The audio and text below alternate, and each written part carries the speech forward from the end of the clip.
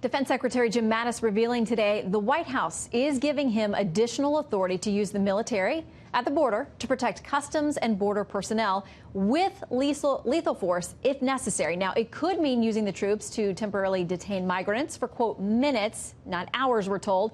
Mattis's words there, in the event of violence against Border Patrol agents. But Mattis also telling reporters tonight that the lethal force authorization is not the same as a lethal force request, which has to come from the Department of Homeland Security. Another key point, he says, the soldiers deployed to the border are unarmed. There has been no call for any lethal force from DHS. So right away, I can say, going back to your earlier point, we don't have guns in their hands right now other than a couple of NCOs.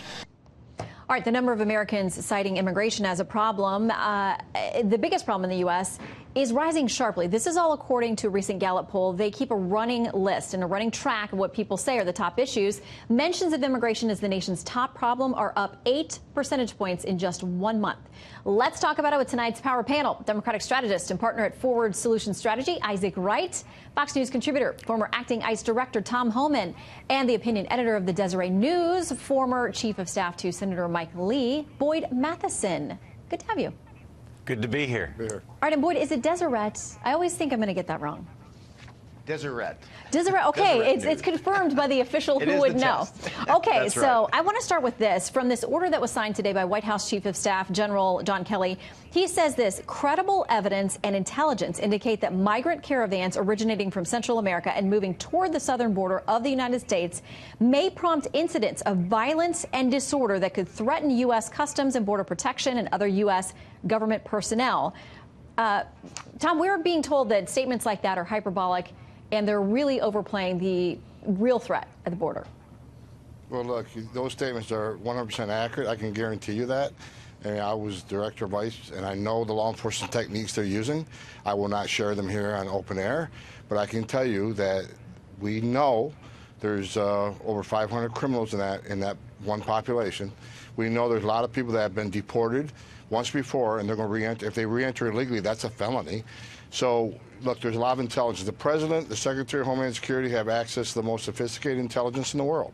And I know what law enforcement techniques they're using. You can be sure that that data is correct, what's being reported. Okay, so I want to also point to a Monmouth poll asking about the seriousness of the illegal immigration problem.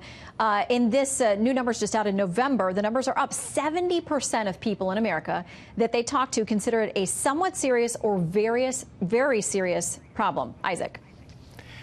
I hope Republicans keep reading those polls. Clearly, they were the polls they were reading going into Election Day. Every poll I saw said Americans' #1 concern was health care leading up to the election and since then. And given the election results and 40 U.S. House seats picked up for Democrats, if Republicans want to keep following those polls, I encourage them to do it. Did you like what happened in the Senate? I think in the Senate map, I think we did as well as we could have expected or better given the map of what Senate seats were up this year.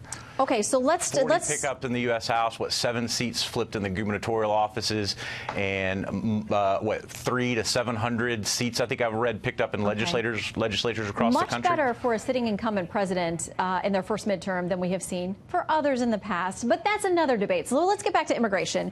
Another part of this order signed by General Kelly says this: deployed military personnel may perform activities that are reasonably necessary to ensure the protection and safety of federal personnel, including a show or use of force, including lethal force where necessary, crowd control, temporary detention, and cursory search. But Boyd, we are told by the defense secretary himself, these guys are not armed. Yeah, I think we have to be very careful, Shannon, in terms of looking at how this plays in the political rhetoric space as opposed to the reality of what's happening at the border. The American citizens are concerned for sure, but the thing that we have to remember is that I'm convinced we could solve 94% of the immigration issue in an afternoon on the floor of the House and the Senate. And we should call on Nancy Pelosi and Mitch McConnell on the first day they're in session. They could get this done before the sun goes down. Why aren't they? Because it's political, and people use it to raise hundreds of millions of dollars every single year. both political parties and campaigns and outside groups raise the money. They use it as a wedge issue to win campaigns. You've just talked about that. But we have to get back to, look, everyone agrees we need border security. We need a better entry-exit system. We need to redo the visa process. Everybody agrees on all of those things. But it's the politics that's getting in the way. And that's what we have to unmask for the American people. We've got to expect more from both parties. This is not left or right. This is the people in power making sure they stay in power on both sides of the aisle. But what about the average Americans, Boyd? I mean, about people who are impacted by this on a daily basis in their real lives. They elect these people and send them here. Yeah, and that's one of the real challenges, because you're right, Shannon. This is a we the people problem. While Congress has an approval rating of only 11%, 11%, that's lower than the influenza virus. We re-elected 90% of incumbents back into office. So citizens have to say, yes, this is impacting my life and my world, and we need to do things just a little bit different.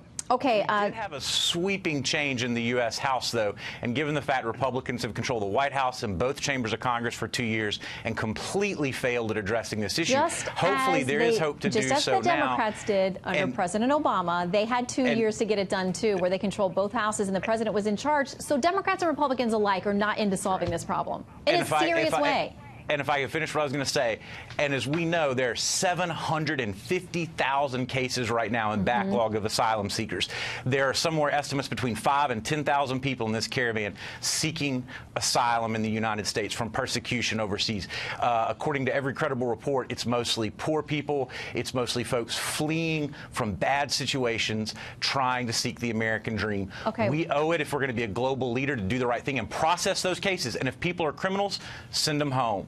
But if they're here legitimately as asylum seekers, we should do that officially and get them here. To do that, we got to fix the system that has 750,000 backlog in cases right now. I mean, Tom, that has been a problem that has been building for generations. I mean, it is something that's not going to go away. You saw it firsthand.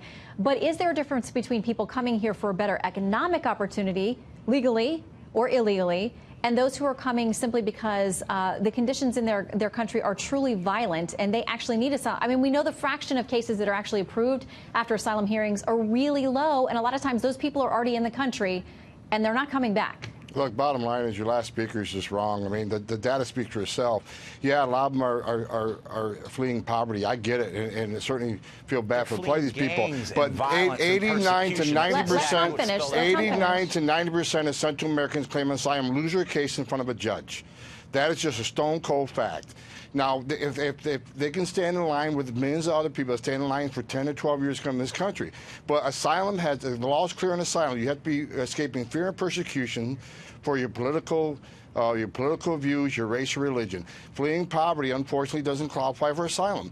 And I agree. And the speaker was talked about Congress. I agree with him 100%. What I've been saying for a year and a half. The reason the caravan's on the border is because Congress had failed American people. They have not closed the loopholes that raise the asylum bar, give ICE a number of beds so they're not catch and release. People think they're going to get released when they get across the border. I mean, they could have fixed a lot of this stuff. A Florida settlement agreement, let's detain families more than 20 days. Congress has failed American people, and that's why the caravan's here. And as far as the Democrats, when they start talking about abolishing ICE, let's support sanctuary cities. That entices people to come to this country. So, you know, there's a lot of blame to go around. But I tell you what, we have a president that's taking it seriously. I've worked for 6 of them. This president's taking the border security. He made a promise to protect our border and protect the sovereignty of this country, and that's exactly what he's doing, and I applaud him for it. Well, it upsets a lot of people. He upsets a lot of people. I mean, when presidents or anybody touch this, it's almost a third rail situation. When you actually talk about the border, although people will say they want secure borders, when you talk about specific things like cracking down, turning back families, building walls, that's where the rubber meets the road, and a lot of politicians, as we've discussed across the political spectrum, can't get this done because it becomes such a contentious issue. We didn't solve it tonight, but I do hope all of you have a wonderful Thanksgiving, and maybe you can discuss or not around the Thanksgiving table tomorrow. Isaac, Tom, and Boyd. Happy Thanksgiving. Yeah, Thanks, you Shannon. too. Thanks.